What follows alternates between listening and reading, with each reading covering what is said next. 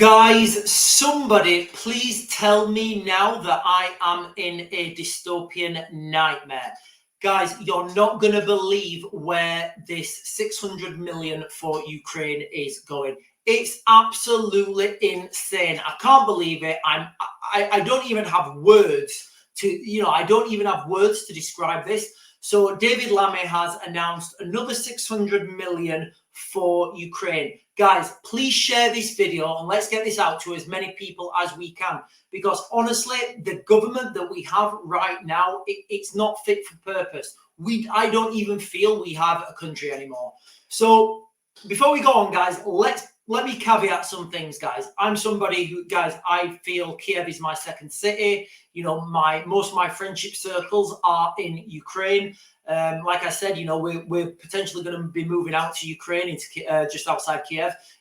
So I'm somebody who is the most pro-Ukrainian person that you can find. I'm also British, and my loyalties lie with Britain, and I think we should look after people in this country first.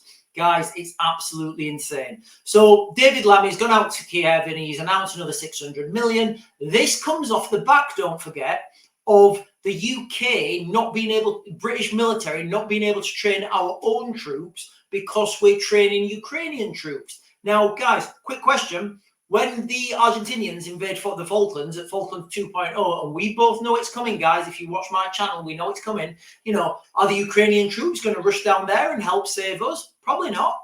So let's just talk about that quickly, guys, before we go on, because honestly, this is absolutely wild. I genuinely, I had to check and double check this. Where are I?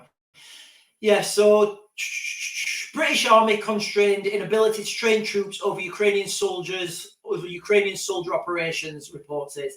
So the report goes on and it says that, British military are not being able to get access to the training areas because the Ukrainians use them. And where is it? Support for Ukrainian soldiers constrains the British Army's ability to train its own troops, the National Audit Office has found. So the parliamentary body said that as a result of the operation, the British Army units bidding for training areas were rejected 8 times more often than the same time in 2019. So what happens is when you're in the military and you want to train your soldiers, you want to do, section attacks, anti-tank drills, machine guns drills. There's only a certain amount of training areas that you can use because each training area lends itself to a particular scenario. So when soldiers have been bidding for these training areas, they've been rejected 8 times more than they did in 2019. So this is having a massively detrimental effect to our own military. So our own military is not just, being hollowed out and sent to Ukraine. The training areas that we've got, we can't even train on them anymore. So, guys, where do we go with this? What's the solution? Now, here we go, guys. Right. Oh, guys, honestly, sit down. Guys, pause the video right now. Go and get yourself a stiff drink. Sit down and then replay it. Are you back with your stiff drink? Okay, cool. So, we'll go with this one first. So David Lammy hands another 600 million more in aid to Ukraine as West threatens long-range missile use. And then it goes on and it talks yada, yada, yada. And it talks about a load of nonsense, really. And here it is, guys. Here's what perked up my spider senses. Not many people, guys, no one on the mainstream's noticed this yet.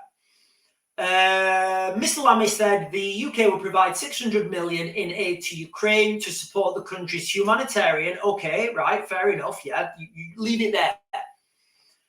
Energy, all right, so we're paying for our Ukrainian energy. I was like, right, okay, fair enough. That's, they need heating as well this winter, like our elderly, I guess, so whatever. And stabilization needs. And it was this that really threw me, guys, that there, stabilization needs. So I was like, what even is that? Remember, guys, I've been operating in Ukraine since 2014. I've been up to all the meetings. I could probably even tell you where that room is. That's the MOFA there. That's the Ministry of Foreign Affairs. I used to have a apartment just down here on Mikhaileska. Anyway, so I tried to look into that. Where are we? So I was looking into that, and it was really bugging me, guys, what that meant. Stabilization. What's a stabilization fund? You know, where does that money go?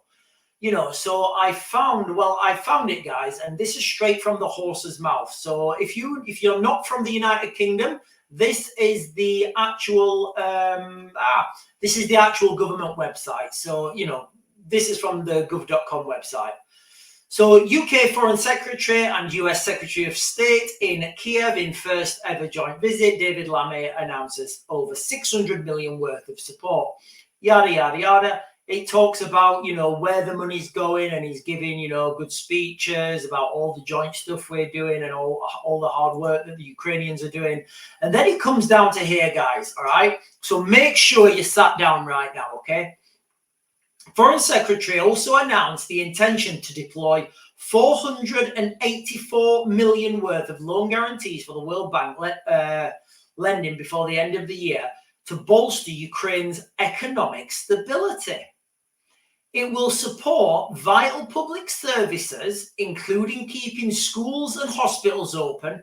Fair enough, guys. I think that, you know, is money well spent. Schools and hospitals, they need to stay open, you know, because people Ukraine's been at war now over 10 years, you know, and there's a generation of children who all they've known is war. We need to look after the children always.